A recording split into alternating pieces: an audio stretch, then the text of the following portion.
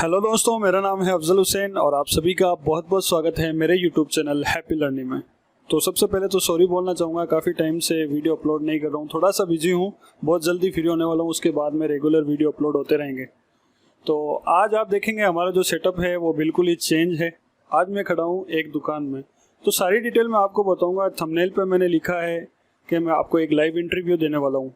Actual में ये कोई लाइव इंटरव्यू नहीं है, लेकिन मैं आपको मार्केट का एक प्रैक्टिकल नॉलेज आपको देने वाला हूँ। यानी आज आपको मैं बताने वाला हूँ कि आपके आसपास अकाउंटिंग का काम करने के लिए कितनी सारी दुकानें हैं, चाहे वो दुकान छोटी हो चाहे बड़ी हो। आपको मार्केट में अकाउंटिंग के काम से रिलेटेड बहुत ज़्यादा स्कोप मिल जाएगा। तो यहाँ पर मेरे साथ में खड़े हैं मेरे दोस्त ही हैं, ये मान लीजिए, ये हमारे मिलने वाले ही हैं। इनका नाम है मोहम्मद इदरीस। तो इनकी जो ये शॉप है ये है एक मोबाइल की शॉप है। इन्होंने एक डिस्ट्रीब्यूटरशिप ली हुई है, एक TMB ब्रांड है, मोबाइल का ब्रांड है, अपने इंडियन ही ब्रांड है। तो उनकी इन्होंने डिस्ट्रीब्यूटरशिप ले रखी है। तो यहाँ पर मेरे पास में एक मोबाइल पड़ा, आप देख सकते हैं, और यहाँ पर भी आप पीछे देख सकते हैं कि मोबाइल लगे हुए हैं। और अगर एक बार मैं आपको इस दुकान का मैं आपको लुक दूँ, तो बाहर से आप देख सकते हैं कि बाहर से ये दुकान जो है कुछ इस तरह से दिख रही है। और अंदर से भी मैं आपको बता देता हूँ कि अंदर से भी आप ये पूरी दुकान देख सकते हैं कि एक बहुत छोटी दुकान है। लेकिन यहाँ पर ये जो डिस्ट्रीब्यूटरशिप इन्होंने ली हुई है, आसपास के जितने भी गांव हैं जो 5 या 10 7 किलोमीटर में जितने भी एरिया है, शायद इतने ही कवर करते हैं। एक बार मैं इनसे आपको इंट्रोड्यूस करवाता हूँ और इनसे कुछ सवाल पूछते हैं और कुछ अकाउंटिंग से रिलेटेड भी मैं आपको जानकारी आपको दूंगा। तो बहुत ही ज़्यादा इंपॉर्टेंट वीडियो है। आप सभी से रिक्वेस्ट करूँगा कि इस वीडियो को शुरू से लेकर के एंड तक ज़रूर देखें। तो सबसे पहले मैं इनसे कुछ सवाल करूंगा जिनका जवाब आप खुद सुनना। तो अब मैं आपका एक बार इनसे इंट्रोड्यूस करवाता हूं। नाम तो मैंने आपको बता ही दिया, नाम है इनका मोहम्मद इदरीस। तो अब सबसे पहले इनकी फर्म का नाम क्या है वो इससे पूछते हैं। सर, आपकी फर्म का नाम क्या जान सकते हैं? सर, मेरी फर्म का नाम राज कम्युनिकेशन है। ठीक है, राज कम्युनिकेशन इनकी फर्म का नाम है। बहुत छोटी फर्म है। तो क्या आपकी फर्म GST में रजिस्टर्ड है या नहीं है, ये आप बता दीजिए एक बार। जी हाँ, मेरी फर्म बिल्कुल रजिस्ट्रेशन में है। ठीक है, इनकी फर्म GST में रजिस्टर्ड है। देखिए, आपको यहाँ पर एक छोटी सी बात और बताना चाहूँगा, आपके प्रैक्टिकल बहुत ज़्यादा काम की बात बता देता हूँ। हालांकि फर्म जो है GST में रजिस्ट्रेशन करने के लिए 40 लाख का जो टर्नओवर है कम से कम होना चाहिए, और मेरे ख्याल से इनका 40 लाख का टर्नओवर नहीं होता होगा ईयरली। अब रिक्वायरमेंट ये रहती है कि आपका अगर टर्नओवर 40 लाख से ज़्यादा है तो आपको फर्म जो है GST में रजिस्टर्ड करवा सकते हैं, और अगर टर्नओवर कम है तो आपको GST में रजिस्ट्रेशन करवाने की ज़रूरत नहीं है। लेकिन फिर भी इन्होंने GST में फर्म को रजिस्ट्रेशन करवाया हुआ, उसके 2 रीज़न हो सकते हैं, मैं आपको बता देता हूँ। पहला रीज़न तो ये है कि जो छोटे व्यापारी होते हैं उनको हमेशा ये डर रहता है कि कहीं हमारे सरकार की कोई किसी तरह की इंक्वायरी नहीं हो जाए या किसी तरह की रेड नहीं पड़ जाए। क्या मैं गलत बोल रहा हूँ? जी सर, बिल्कुल, इसी वजह से GST फर्म लिया है मेरा। एक्चुअल में क्या है, जो भी छोटे व्यापारी होते हैं उनको ये हमेशा डर रहता है कि हमारे किसी भी तरह की कोई प्रॉब्लम नहीं हो जाए। तो वो क्या करते हैं, इन सारी जो फ्यूचर में आने वाली मुसीबत होती है उनसे बचने के लिए GST में रजिस्ट्रेशन करवा लेते हैं। चाहे टर्नओवर 5 लाख का है, 10 लाख का है, 15 लाख का या 20 लाख का है, उससे कुछ भी फर्क नहीं पड़ता। तो पहला रीज़न ये होता है कि जो छोटे व्यापारी होते हैं वो GST में रजिस्ट्रेशन करवाते हैं। और दूसरा जो रीज़न होता है, मेरे ख्याल से मैं आपको बता देता हूँ, दूसरा रीज़न जो होता है कि मान लीजिए कि ये डिस्ट्रीब्यूटरशिप इनके लिए भी आसपास के गाँव में जो है माल सप्लाई करते हैं। अब अगर वहाँ पर उनको कोई ऐसा बंदा मिल जाता है जो इनसे बिल मांगे कि आप हमें बिल बना करके दो, पक्का बिल, तो पक्का बिल तब ही दे सकते हो आप अगर आप GST में फर्म आपने रजिस्ट्रेशन करवाया हुआ है, अदरवाइज आप पक्का बिल नहीं दे सकते। तो एक बार इनसे पूछता हूँ कि ये जो आसपास के गांव में जाते हैं वहाँ पर पक्के बिल की रिक्वायरमेंट रहती है या नहीं रहती है? सर, आपने सही बोला, कई जगह रिक्वायरमेंट रहती है और कई जगह नहीं रहती है। और सर, दूसरा रीज़न ये भी है GST रजिस्ट्रेशन करवाने का कि हम एक पूर्ण रूप से भारतीय अधिकार को भी पूरा कर सकते हैं। हम अपना पे आउट भी सरकार को पेड कर सकते हैं। ये ज़रूरी नहीं है कि अपना GST में हो या अपना 40 लाख से ऊपर हो, लेकिन अपने मूलभूत भारतीय होने के नाते अपना ये फ़र्ज़ है कि हम अपना टैक्स सरकार को ज़रूर पेड करें, जिससे अपने को ही सुविधाएँ प्रदान हो। धन्यवाद।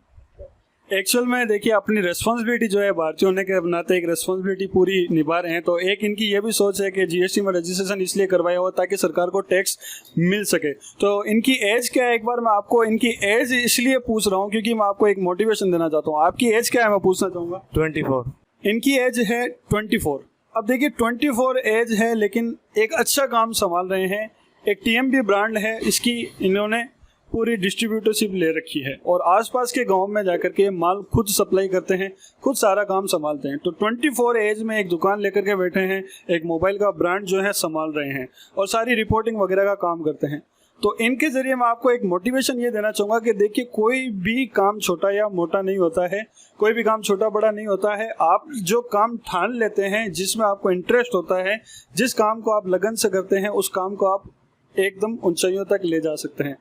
तो ये भी मैं आपसे कहना चाहूँगा कि अगर आप में से कोई भी ये कंफ्यूज होता है कि मैं अकाउंट का काम कर पाऊँगा या नहीं कर पाऊँगा, तो मैं उसी से यही कहना चाहूँगा कि ना तो अपनी एज देखिए, ना अपना एजुकेशन देखिए, सिर्फ अपने आप पर भरोसा रखिए, अपने आप पर कॉन्फिडेंस रखिए, आप हर काम कर सकते हैं। अब देखिए, मैं आपको एक प्रैक्टिकल नॉलेज और शेयर कर देता हूँ यहाँ पर इसी दुकान के जरिए। अगर मान लीजिए कि आपके आसपास इस तरह की छोटी दुकानें हैं, आपको ऑब्वियसली बहुत सारी ऐसी दुकानें मिल जाएगी जो बहुत छोटा बिजनेस लेकर के बैठे हैं, लेकिन GST में रजिस्टर्ड हैं और उनको जो है अकाउंटेंट की ज़रूरत पड़ती है और आप उनका काम कर सकते हैं।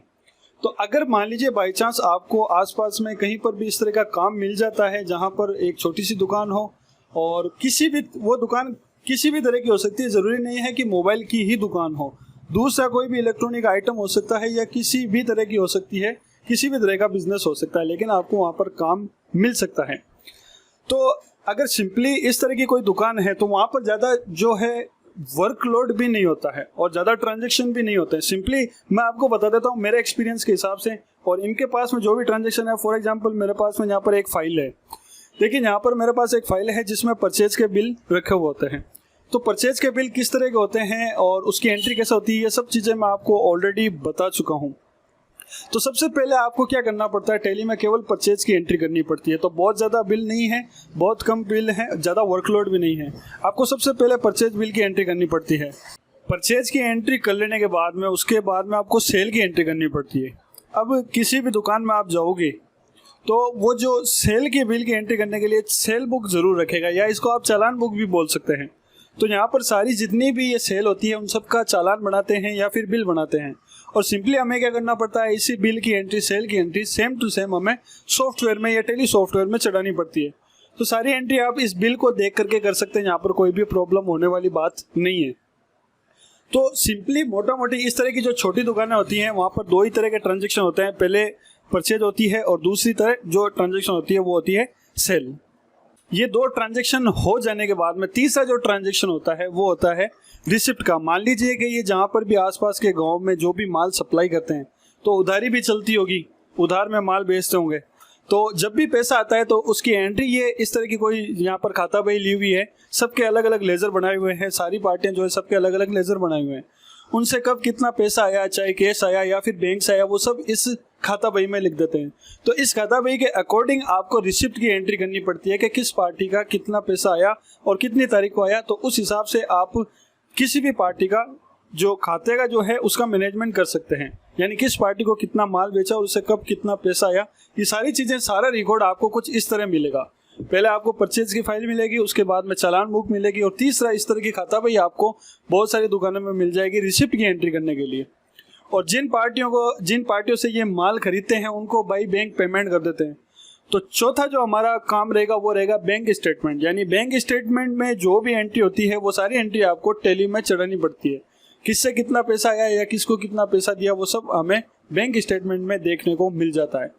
तो इस तरह की जो दुकानें होती हैं मोटा मोटी ये चार चीज़ें ही आपको करनी पड़ती है। पहले परचेज की एंट्री करनी पड़ती है, दूसरा सेल की एंट्री, तीसरा बैंक स्टेटमेंट की एंट्री, और चौथा अगर खाता बही है या फिर रिसिप्ट बुक है उसमें जिन जिन से पैसा आया हुआ है उन सब की एंट्री आपको करनी पड़ती है।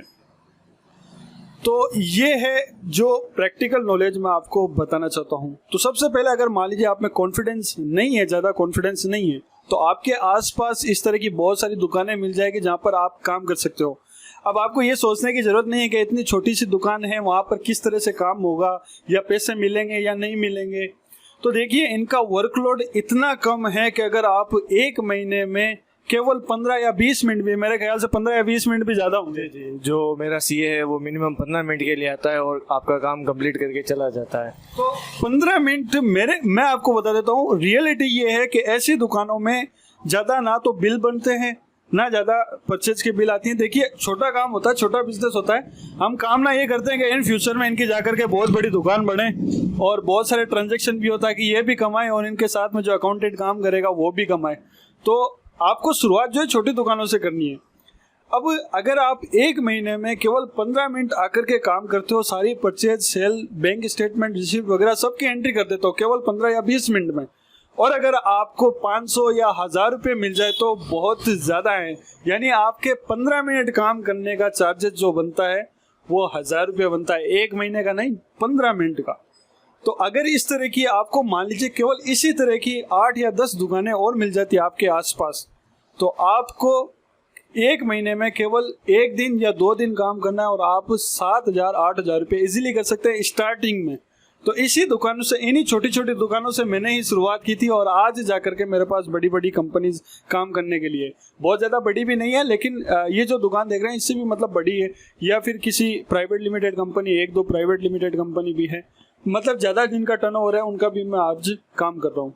तो ज़्यादा यहाँ पर सोचने की ज़रूरत नहीं है। जहाँ पर भी आपको छोटी छोटी दुकानें मिलती है आपके आसपास, आपके एरिया में, आपके मिलने वालों में या फिर रिलेशनशिप वालों में, वहाँ पर आपको फटाफट से काम शुरू कर देना चाहिए, क्योंकि उनके ज़रिए ही आपको दूसरी दुकानें भी मिलेगी।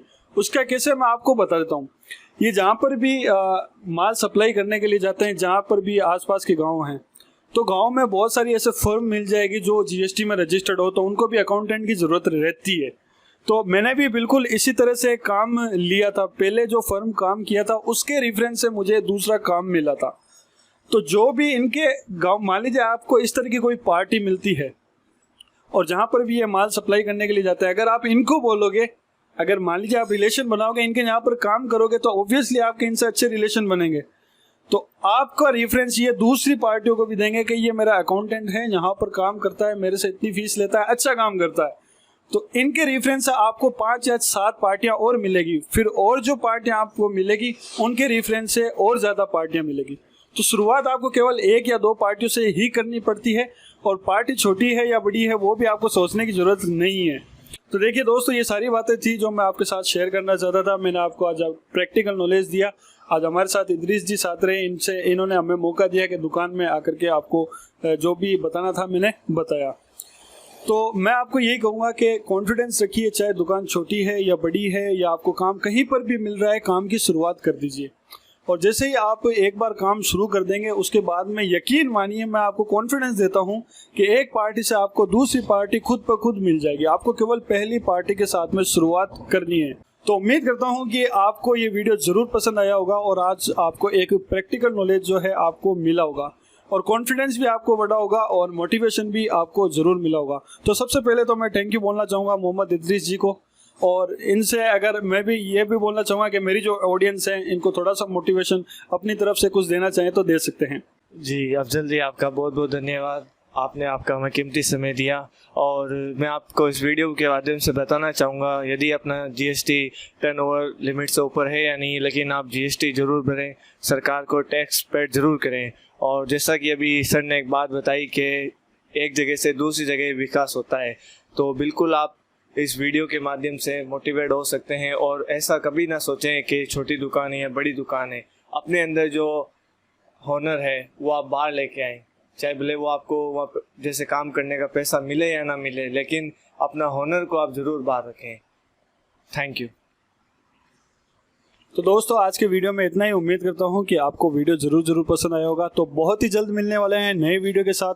थोड़े से जो वीडियो लेट हो रहे हैं उसके लिए मैं आपको माफ़ी मांगना चाहूँगा, लेकिन जल्दी हम पटरी पर आने वाले हैं। थोड़ा सा वर्कलोड है, जल्द ही मैं वर्कलोड ख़त्म करने वाला हूँ। उसके बाद केवल आप और मैं और यूट्यूब पर केवल वीडियो ही वीडियो। तो जल्दी मिलेंगे नए वीडियो के साथ। तब तक के लिए take care and happy learning.